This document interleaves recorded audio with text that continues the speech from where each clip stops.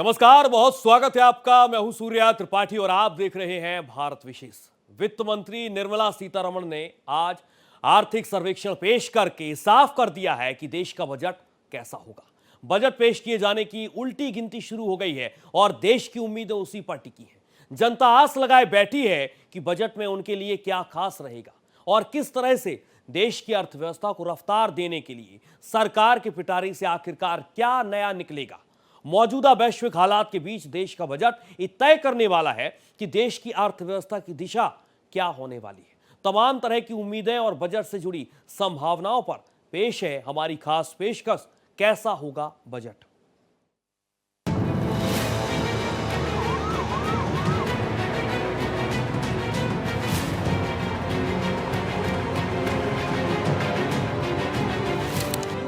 क्या उम्मीदों पर खरी उतरेगी सरकार?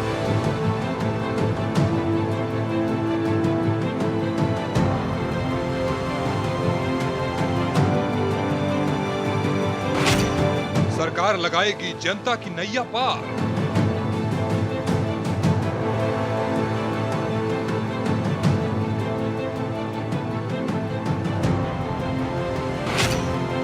महंगाई, नौकरी, किसान, सबका हिसाब।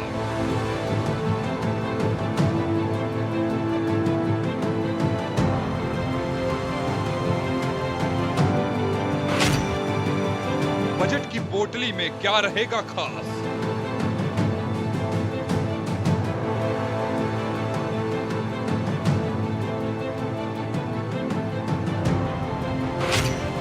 आम आदमी के लिए खुशखबरी या मायूसी?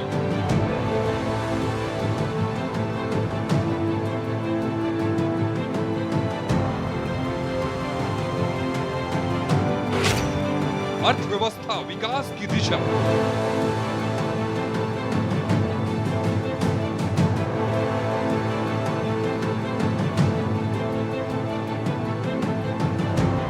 सरकार ज्यादा से ज्यादा लोगों को नए टैक्स सिस्टम में लाने की लगातार कोशिश कर रही है। इसलिए उम्मीद की जा रही है कि स्टैंडर्ड टैक्स डिडक्शन जैसी नई घोषणाएं नए टैक्स सिस्टम में हो सकती हैं। 2026-27 का बजट देश की अर्थव्यवस्था को रफ्तार देने के लिहाज से बेहद ही अहम है। विकास, पूंजीगत व्यय, कर सुधार, डिजिटल, ग्रीन सेक्टर और वैश्विक निवेश के लिए बैलेंस्ड दृष्टिकोण अपनाने की जरूरत है।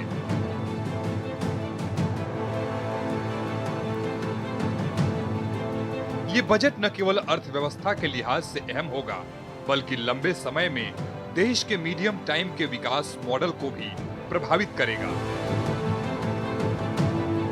बजट ऐसे वक्त में पेश किया जा रहा है जब भारतीय अर्थव्यवस्था ग्लोबल अनसर्टेनिटी, जियोलॉजिकल टेंशन, महंगाई का दबाव और तकनीकी परिवर्तन के दौर से गुजर रही है।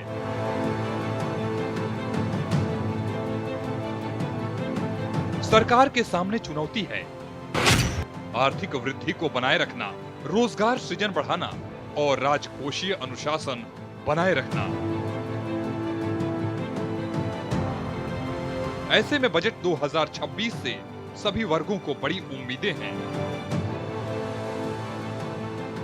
स्टैंडर्ड डिडक्शन में 50,000 की एडिशनल एग्जम्पशन मिलने की संभावना है।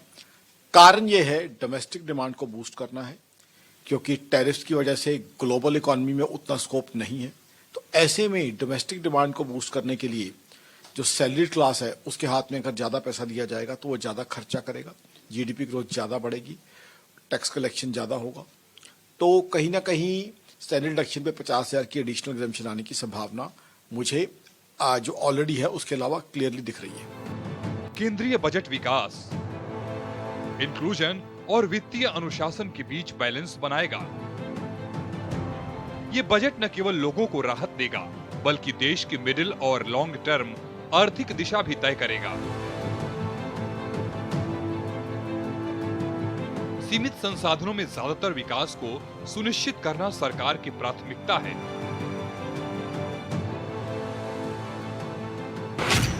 विकास दर, आर्थिक रुख।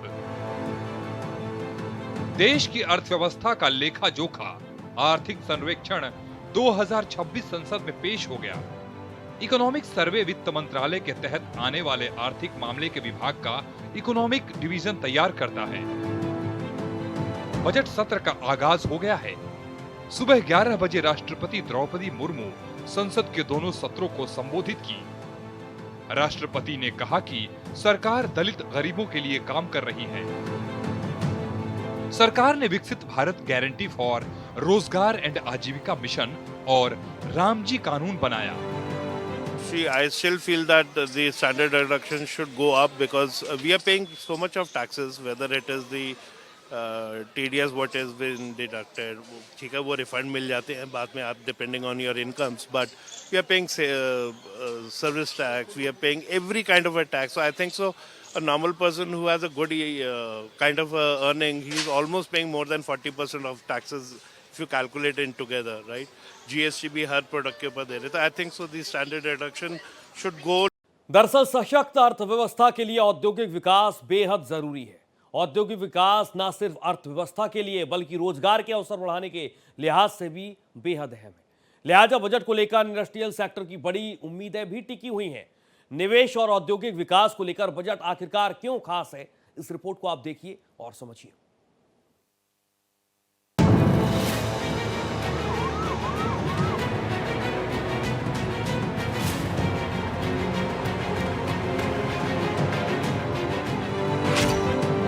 आर्थिक विकास और निवेश।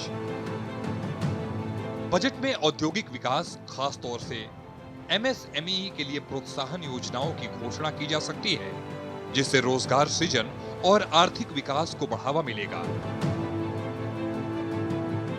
बजट से हर समाज के हर तबके और हर सेक्टर की उम्मीदें टिकी होती हैं। देश के औद्योगिक इकाइयों के लिए कैसा रहेगा, ये सबसे अहम रहने वाला है। दरअसल औद्योगिक सेक्टर का विकास सुनिश्चित होता है। मदर ऑफ ऑल डील्स और बजट पेश किया जाना औद्योगिक सेक्टर के लिए बेहद ही अहम साबित होने वाला है। खास तौर से पीएम मोदी ने इसको लेकर बड़ा ऐलान भी किया है।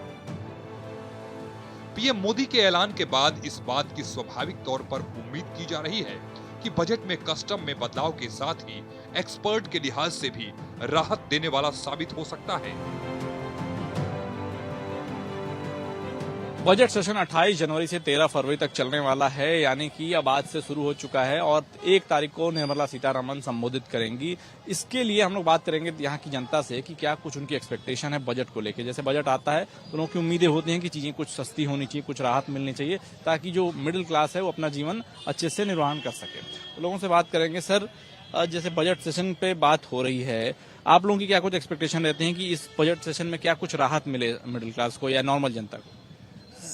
इस बजट में अभी तो पिटारा कुछ खुला ही नहीं है। अभी तो क्या लगाई है आपने? कुछ खुलेगा? उम्मीद जैसे पिछले वर्ष है उस प्रकार से इस वर्ष भी उम्मीद की जा रही है।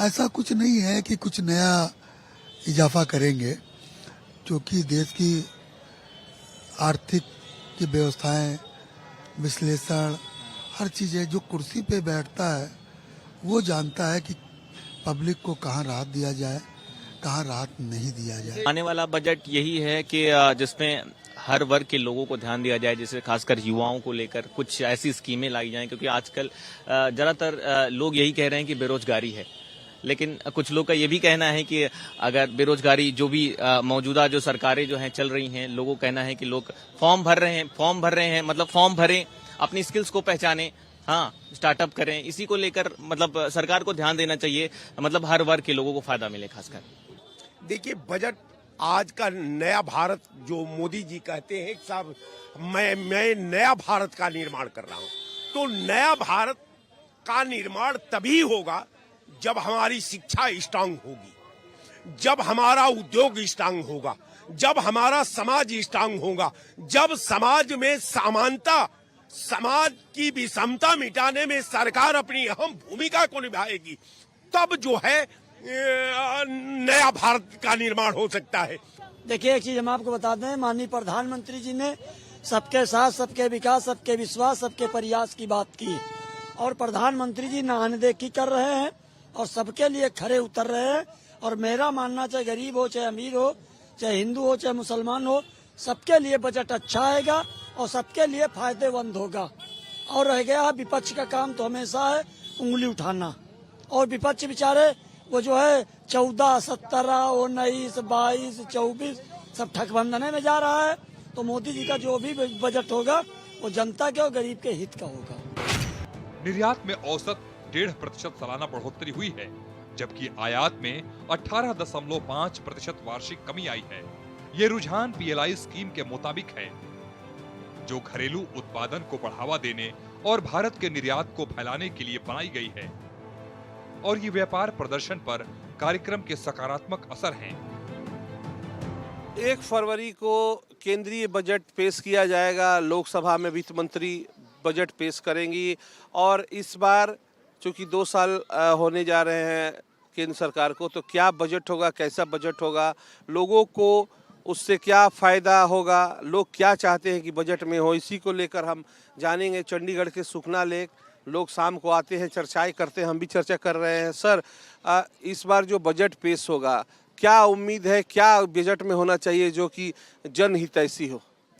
बजट ਦੇ ਵਿੱਚ ਹੀ जनता ਦਾ ਹੋਣਾ ਚਾਹੀਦਾ ਵੱਧ ਤੋਂ ਵੱਧ, मतलब ਵੱਧ ਤੋਂ ਵੱਧ जनता का होना चाहिए भी। जो बच्चे पढ़ लिख के फिर रहे हैं उनका भी सोचना चाहिए। वो बच्चे ना तो काम कर रहे हैं, काम कर सकते हैं, मजदूरी कर नहीं सकते, इतना पैसा लगता है पढ़ाई में। बजट में ऐसा होना चाहिए, देखो सबको लेके चलना चाहिए, सबका साथ सबका विकास। जितने भी लोग हैं सबको, मिडिल क्लास को भी साथ में लेके चलना चाहिए। और बच्चे को, स्टूडेंट को, जैसे कि हर चीज़ सस्ती होनी चाहिए। जो महंगाई चल रही है इसको थोड़ा कम करे सरकार, उससे यह है सबको फ़ायदा होगा।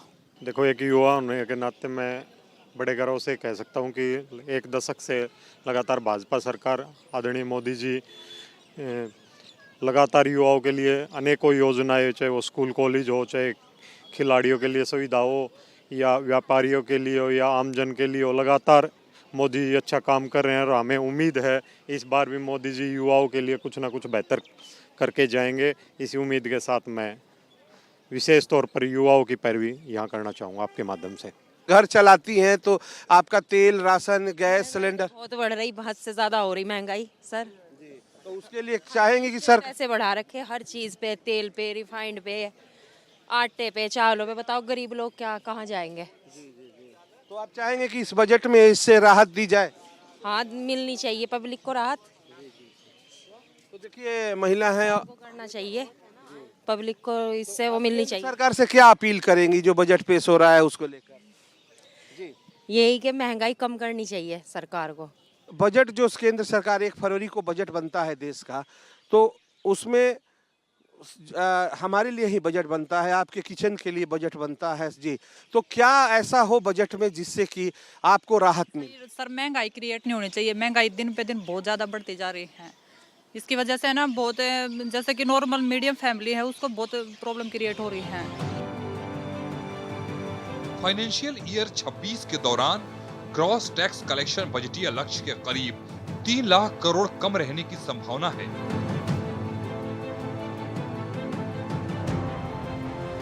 सरकार कैपिटल एक्सपेंडिचर में करीब 10% तक की वृद्धि कर सकती है। इसका मकसद इंफ्रास्ट्रक्चर और उत्पादन क्षेत्र में निवेश को और मजबूत करना है।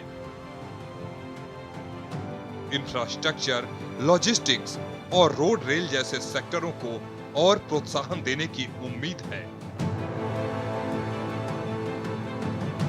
सैलरी में टैक्स देने के बाद भी लोग GST के रूप में, टोल टैक्स के रूप में हर जगह टैक्स ही टैक्स दे रहे हैं। तो सरकार को इन टैक्सों से इस बजट में राहत देने का काम करना चाहिए। चंडीगढ़ से कैमरामैन विनोद प्रकाश के साथ ओम प्रकाश राय, भारत एक्सप्रेस।